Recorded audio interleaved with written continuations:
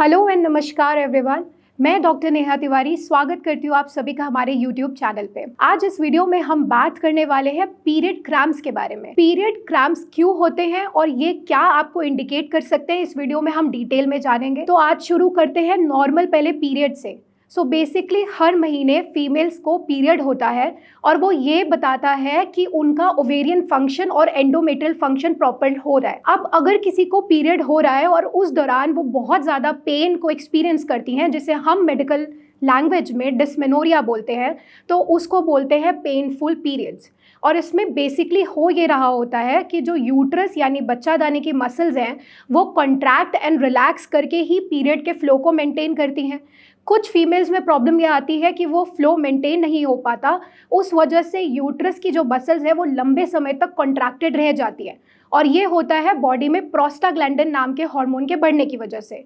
तो इसीलिए कुछ फीमेल्स के लिए ये एक्सपीरियंस काफ़ी पेनफुल होता है और ये शुरू हो जाता है बिफोर पीरियड्स और पीरियड्स के सेकंड और थर्ड डे तक भी रह सकता है। इसकी सिवियरिटी अलग अलग फीमेल्स में हमें अलग अलग देखने को मिल सकती है।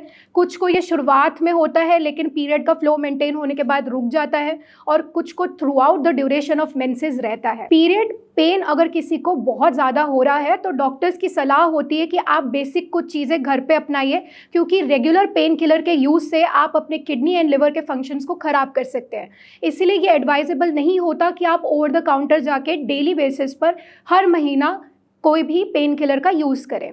तो इसीलिए कुछ चीज़ें जो आप कर सकते हैं इस दौरान वो मैं आपको बता देती हूँ। सबसे पहले आपको सबसे क्लासिक और कॉमन चीज़ जो घर पे फीमेल्स बताती हैं ऑलरेडी, वो होता है हीट का एप्लीकेशन।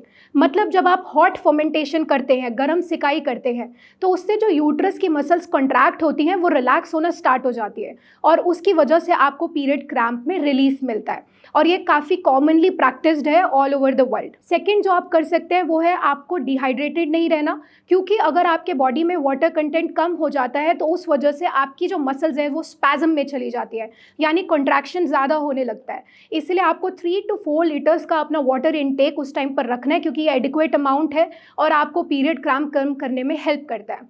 अलॉन्ग विद दैट आप कुछ चीज़ें घर पे ही बना सकते हैं, जैसे आप अपने आप को एक हिबिस्कस टी बना के दे सकते हैं, आप पेपरमेंट टी ले सकते हैं, आप शतावरी हर्ब से चाय बना सकते हैं। तो ये कुछ हर्बल कॉन्कोशंस हैं जो कि आपको हेल्प आउट करेंगे यूट्रस के मसल्स के स्पैज्म को कम करने में। अलॉन्ग विद दैट इनकी तासीर में थोड़ी गर्मी होती है तो ये ब्लड फ्लो को भी मेंटेन करता है। अब अगर किसी को पीरियड क्रैम्प इतना है कि वो मेडिसिन से भी मैनेज नहीं हो पाता और आप घर पे जो चीज़ें अपना रहे हैं उससे भी मैनेज नहीं हो पाता, ये आपको क्या इंडिकेट कर सकता है? सबसे पहला प्रॉब्लम हो सकता है एंडोमेट्रियोसिस।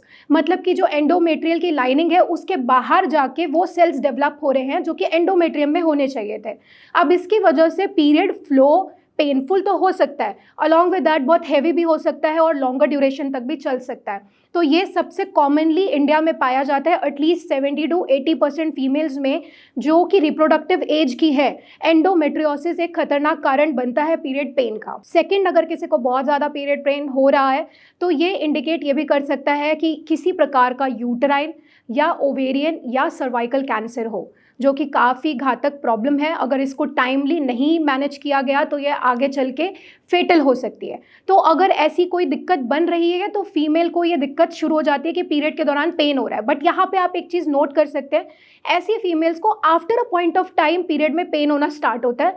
उनको मिनार्क से पेन हो रहा है ऐसा नहीं पाया जाता, क्योंकि जब दिक्कत बनने लगी है उसके बाद से ही उनको पीरियड बहुत ज़्यादा पेनफुल होने लगा है, ये देखा जाता है। तो क्या एज इसकी बेसिकली हमें मिलती है 30 से 45 के बीच में जो फीमेल्स होती है उसमें हमें ये देखने को मिलता है। और थर्ड जो सबसे इंपॉर्टेंट है वो है फाइब्रॉइड, यानी बच्चादानी के अंदर रसौली। अगर ये कंप्लेन बन रही है तो उसमें भी पाया जाता है कि फीमेल को बहुत ज़्यादा पेनफुल पीरियड्स हो रहे हैं, जो कि स्कैंटी यानी कम अमाउंट में भी हो सकते हैं या फिर लॉन्गर ड्यूरेशन तक भी जा सकते हैं। मैक्सिमम 7 to 10 डेज भी फीमेल्स बताती है। तो ये कुछ घातक बीमारियां हैं जो कि रीज़न हो सकती है रेगुलर पेनफुल पीरियड्स का।